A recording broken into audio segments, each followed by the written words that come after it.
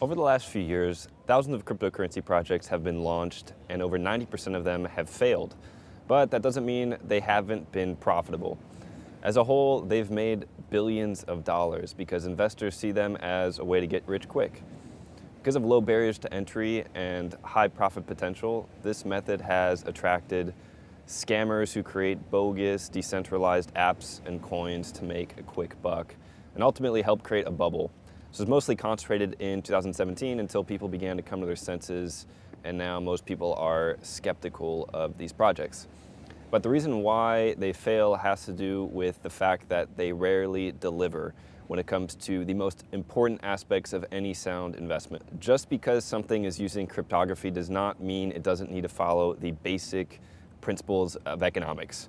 In order for something to maintain long-term value, there has to be enough real demand, not unsustainable token inflation. For these failed tokens, the demand has to always be ahead of inflation for them to hold their value, which usually ends up looking something like a Ponzi scheme. Another problem lies in the fact that many times they are simply crowdfunding for a faraway ideal or concept, not a fully functional finished product.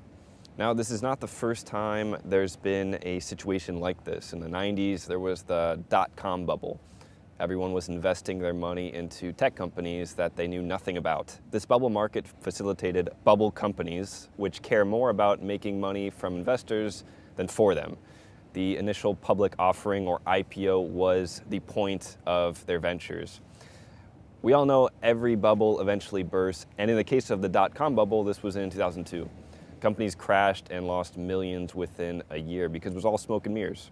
So the similarities between ICOs and the dot-com bubble are pretty obvious. It attracts the opportunists who don't want to miss out on a gold rush.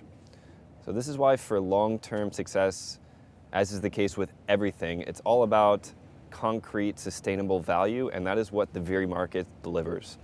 The Virie Market is not necessarily your typical crypto project, but a blockchain project. You can exchange goods and services not only in cryptocurrency, but also in fiat currency or goods and services securely, thanks to multi-signature wallets and proof-of-stake protocol. Also, the Virie Market is not some faraway ideal. It's been created and is ready to be used directly after its launch. It's not a get-rich-quick scheme. I think above all else, the Virie Market's existence encourages anything but getting rich quick because you cannot make money on a free market unless you're providing real value.